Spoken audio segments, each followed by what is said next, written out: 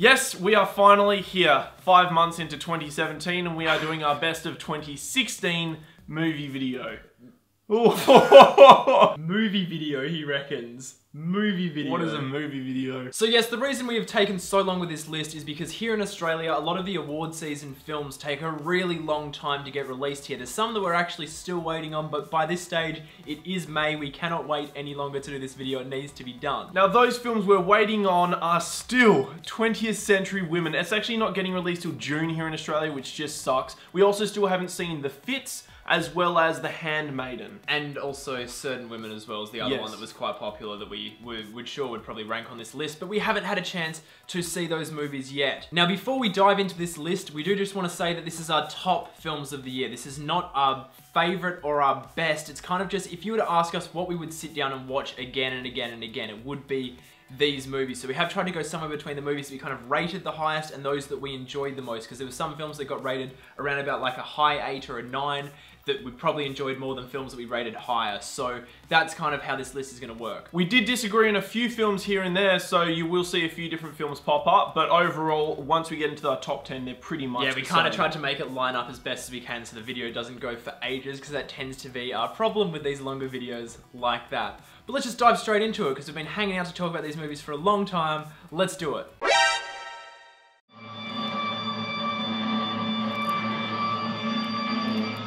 But before we do start, there is one film that we want to talk about that we didn't include in this list because it's the only documentary we did see from last year, but it was phenomenal. That film is One More Time with Feeling, which is the documentary about how Nick Cave and the Bad Seeds made their last album after the death of Nick Cave's son. This is like super intense, super emotional, super heartfelt. It's basically like seeing him record the songs for the album and knowing that context behind it of what he's going through and what his family's going through. If you're a fan of Nick Cave and you haven't seen this doco, check it out. And if you like documentaries, check it out, because this is just heartbreaking. So good. Wow, oh my goodness. This film is directed by Luca Guadagnino. I can't pronounce his name properly. Anyway, he's doing the Suspiria remake later this year, and he's also done another film, Call Me By Your Name, with a massive high Metacritic. Yeah. Anyway, this film is incredible. Essentially follows the story of a rock star and her ex, as well as a filmmaker and the ex's daughter. So it's just like kind of this weird love four-angle square thing going on. Quadrangle? I think so. Love quadrangle? A four square. Oh my goodness. Oh! Anyway, it's an incredible film. Essentially, you're just following them on vacation, and I've never seen any of this guy's films before, and they are stunning. He has a very old style when it comes to his filmmaking. He uses a lot of fades, and I just had so much fun with it. If you haven't checked it out, it's worth your time. Like, I haven't seen it, so I should probably get onto that, hey? Yes.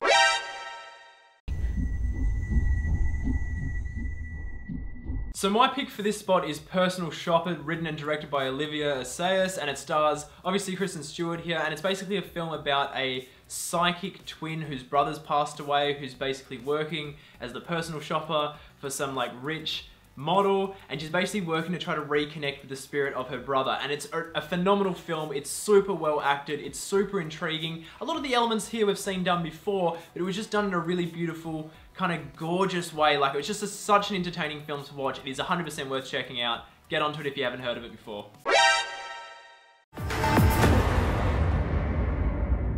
The Neon Demon, obviously a lot of controversy behind this film when it was first released, and a lot of people either love it, they hate it, or they don't know how they really feel about it. Directed by Nicholas Winding Refn, essentially follows Elle Fanning's character, who is a model in LA trying to make it, and it gets real wacky. The best way of describing why we love it is because we're filmmakers. So when you see someone just going out and having so much fun with making a movie and trying so many different things and really just going for it like that, it is just super exciting for us to watch. That's why it's on this list.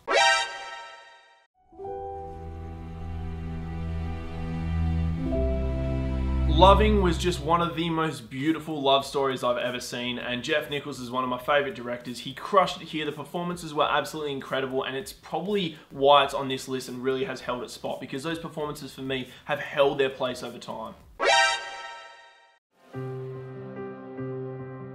So Neruda is one of 2 films directed by Pablo Larraín that will appear on this list. There's another one that will pop up later. Basically, this film stars Gael Garcia Bernal, and it's about an investigator going after a poet who's accused of being a communist. And it's just a super whack film. but it's got the most lavish style. The production is just beautiful. The cinematography practically looks like this the whole time. There's a great use of colors. And it's just a really interesting story. By the time you get to the end of it, you're like, I feel like I've learned something about the world, even though this story is not entirely true. I just feel like I've learned something more about people, and that's a really important thing when you watch movies. So that's why this is here on this list.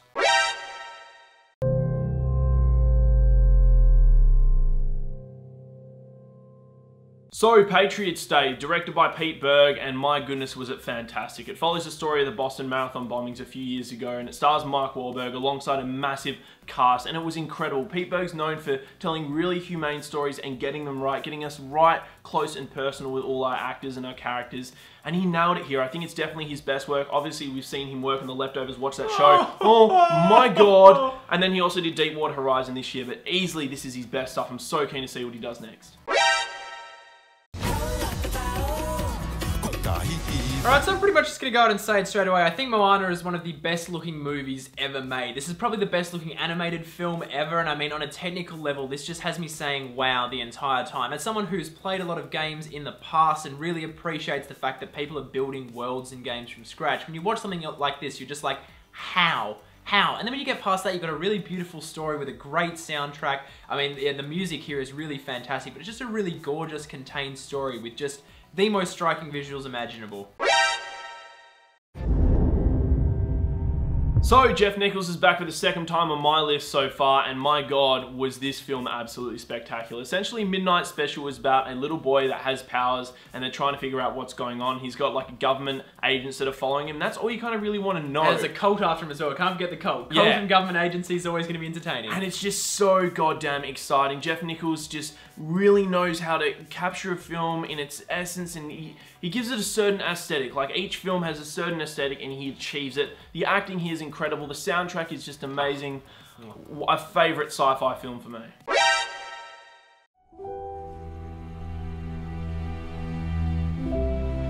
So Loving is slightly higher on this list. You could say I loved it a bit more. But it is, as Jay has said, just this really intimate, beautiful story. And for me, I think the thing that really made this movie for me is just the director's control of distance with us. The distance from what's happening on screen, emotionally, what's going on, and really letting moments breathe. The power of this film came from the moments in between the action, the dialogue, the parts where people just sat down and just thought. And I think that's something that makes a really, really beautiful film. A Monster Calls broke me real hard. Yeah. Essentially, this film follows a little boy who befriends a big tree monster after he finds out his mother is diagnosed with cancer. And it is such an incredibly beautiful film. J.A. MOANA directs it here, and he has just mastered composition through this film. He's nailed every single scene. It has such a beautiful structure with the boy and essentially him finding out and trying to deal with this new emotion that he's feeling and having to overcome it as well. And such a good ending as well. Oh my god, yeah. I was just tears for days.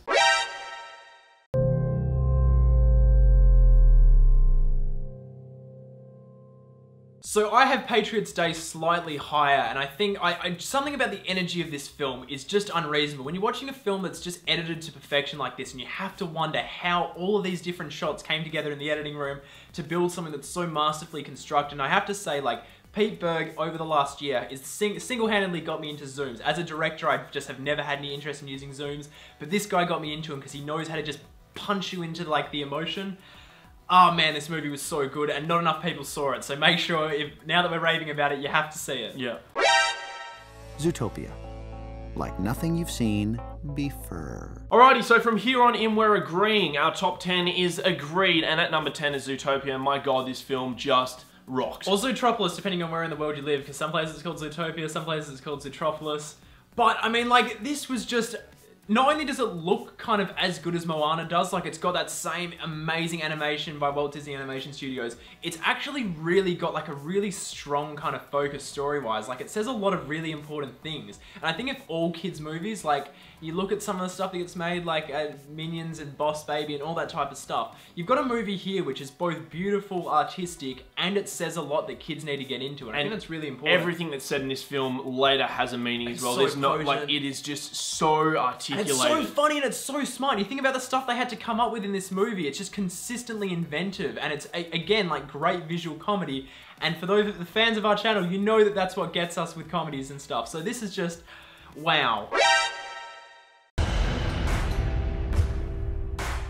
So Hell or High Water was a killer film featuring the killer combination of writer Taylor Sheridan, who did Sicario, director David Mackenzie, Chris Pine, Ben Foster, and Jeff Bridges. And I tell you what, like, this movie was this was like the first movie I think we got this year. I mean, aside from Zootopia, where we really said, wow. Like, as though it really kind of, we knew it was going to be good, we knew it had amazing reviews, a lot of people had seen it, but it just, how do you get a script that good as well? It was just like, it was just so smart, so freaking ace. And also, do not forget the fact that Nick Cave and Warren Ellis did the Yes. soundtrack for this film, and they killed it. And it's just so much fun. Like, it's got so much energy. It's one of those films where I think, like, just almost anyone could access it and watch it because it's got just a really good storyline with really great characters. Yeah, it's just a really mature film, and it's a mature family drama as well. My God, ace. Mwah.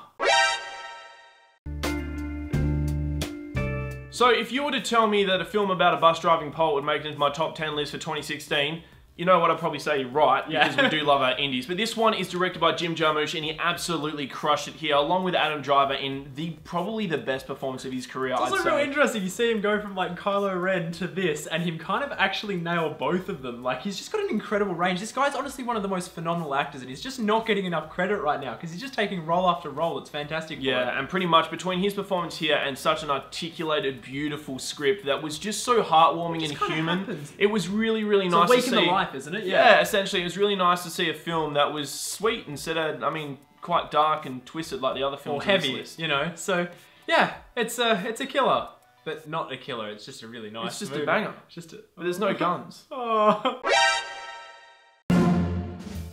Now, we knew that Tony Erdmann was going to be good because it had amazing reviews. People have been going on about it all year. When we finally got to see it, we actually got probably one of the best comedies we've ever seen. Like, I don't actually remember ever laughing watching a movie as much as I laughed watching this. It is in German and French and like a couple of other different languages. Oh, and it's in English. And there's a bit of English in there as well. Basically, it is about a businesswoman whose father, after his dog dies, he has no one else to be around, turns up in her life while she's on this big kind of business trip, and he pretends to be like this executive, puts on like fake teeth, a fake wig, and just makes her life hell. And this movie is almost 3 hours of just comedic bliss. Unfucking believable. If you haven't seen this film, check it out. It is so goddamn funny. So much perfect comedy. By the end of it, it leaves you with a really, really powerful message at the end about like this guy's kind of philosophy on life, and it's just a fantastic experience. Need to check it out.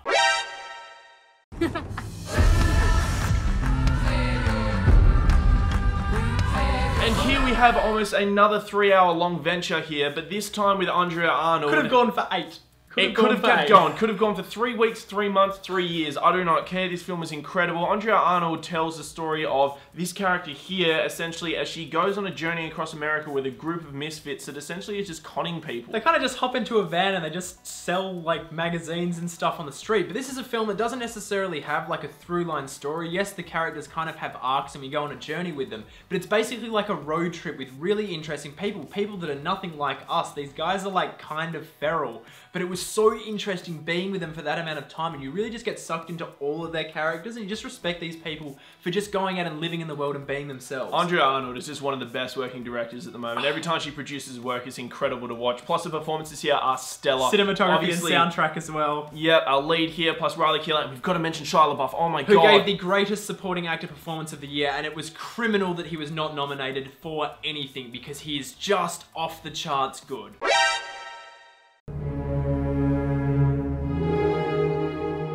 So this is our second film on the list by director Pablo Larraín, and this movie was quite divisive with audiences when they saw it. A lot of people didn't get much from it. But from us again, from that directing perspective, this is a movie where a director's gone, I want to do this, and has just done it. Like, we cannot fault anything that was done here. Not only are the performances impeccable and the writing just really interesting, but its exploration of, I don't know, like, it's just a biopic you don't usually see. It's all out of order, and it's something about it. Yeah, or just an exploration Like of bottled magic. Yeah, well, someone who has, at like the height that she is, essentially married to the president of the free world, and then having to deal with the assassination and then what to do next with her life. It was so incredible. How she wants him to be remembered, how she wants to be remembered. So well portrayed. The soundtrack, killer. Oh, and the photography as well was excellent. And yeah, I just gotta say, it's just a really, really fantastic movie, and if you haven't seen it, you may not like it, but we do recommend checking it out because it's just such an inventive piece of cinema. Alrighty, top four. These are the big guns, and my goodness, Manchester by the Sea donged me and will dong me for the rest of my life. This film is fucking perfect. Fuck off if you think it's not. Sorry, but this is such an achievement in cinema. Kenneth Lonergan here, in his third film, essentially follows the story of an uncle who has to look after his nephew when an event happens, and it is just perfect on every level. One of the best explorations of a broken family and a broken man we've ever seen. The structure of this film is immaculate, and the use of flashbacks has forever changed the way I will write films. Like, honestly, after watching a movie like this, I feel like there's never any reason to know everything about a character when a film starts. You don't need to get that full lead up. It's so much more effective to go, why is this person like this? And then over time show it, and then be like, wow. I mean, honestly, this film has a scene in the midsection where you kind of find out why this guy is like the way he is, and it is just one of the most emotionally throttling scenes we have ever seen. Some people do find this film to be slow. It's not slow, it's deliberate. There's so much there. There's so many things working all the time. You just have to look for them and appreciate them. And please just understand that Casey Affleck's performance is heavenly, it's godly, and it's not bad, and it's not boring, because he's got everything there. His whole thought process is there, and it is just one of the most truest depictions of grief you'll ever see. He's just a muted, mumbling guy in this film, so that's what he's portraying, and that he just does such a good job of it. It's kind of unreasonable. I mean, what a great movie. What a film. Whew. Now, like most other film lovers out there, we were absolutely la-la over La La Land. How many times did you see it? Like four? Yeah, 4. I think we both saw it 4 times. I wish we'd seen it more. It is just pure magic in the cinema. It is the magic of cinema, truly alive. This is a guy, this director, Damien Chazelle, that is just going out and having so much fun. He's only like 10 years older than us, which is completely whack that he was able to make something like this. And I think like it's just so much energy. Yes, there's not that much dancing and singing in it for a musical, because he's just focused on telling the story how it needs to be told. Exactly, and it's naturalistic. Look at his intent, guys. If you go, oh my god, they can't sing, oh my god, they can't dance, it's like, no, but there is a reason they wanted to that. get real people. Get the stick out of your ass and just have a look at this film for what it is and enjoy it. It's meant to be about real people going out and living their dreams. So he wants you to, he doesn't want people that can go and like sing and dance insanely good, because then you can't relate to that anymore. He wants it to feel like people like you, after watching this movie, just walk out of the cinema singing and dancing. That's the kind of vibe he wants you to get. So, I mean, like, obviously the ending as well, just being one of the best endings ever.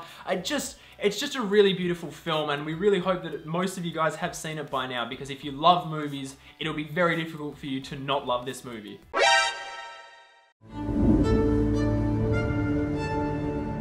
Hey ho, you're expecting this one to be number 1, so let's flash back to our review just to remind you how we felt about this film. This movie's so fucking good, holy shit, yeah, it's a 10, like, fuck now.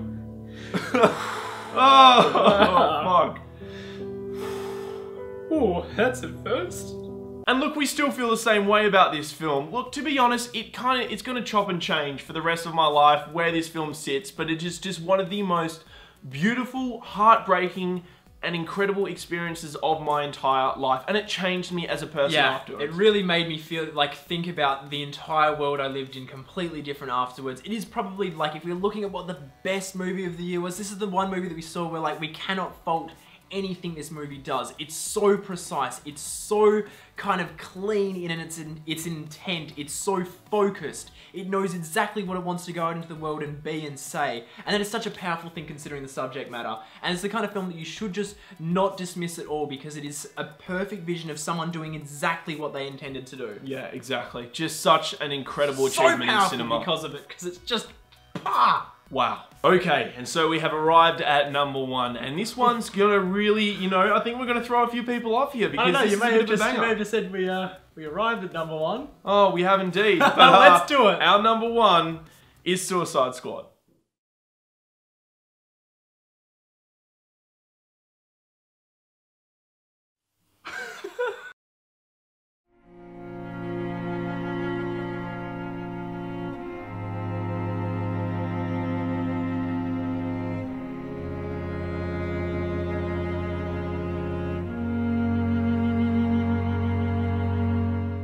Now, Arrival is outright one of the best experiences we have ever had in a cinema. It is one of the ultimate films we think that we've ever seen, because it had every single kind of cinematic piston firing all at the same time. It was smart, it was emotional, it had a massive amount of thematic weight, it had big ideas, and it pulled them off all exceptionally well. Now, obviously, to talk about just how good this film is, you do have to go into spoilers, which we won't go into, but like, I honestly just wow. It was just perfect on every single level, and it really just kind of threw us off, and its lasting impact as well. Like, between this, Moonlight, Manchester by the Sea, I've just never felt such emotion and carry it with me after a film for so long. And this film, I just, you know... I mean, we were bawling at the end of it. We were just streaming We tears. could not stop crying. We could not stop crying. And then I got home that night and I thought about the movie again and just what the impact of what the ending left me with and what the ending means. So I just thought, oh, just started streaming tears again, like honestly. And again, this is one of those movies that's either like, you think it's amazing or you don't understand how good it is. Like, I honestly have to put it down to that because this movie is like one of those movies where the filmmaker just absolutely nailed everything. There's so many layers to everything.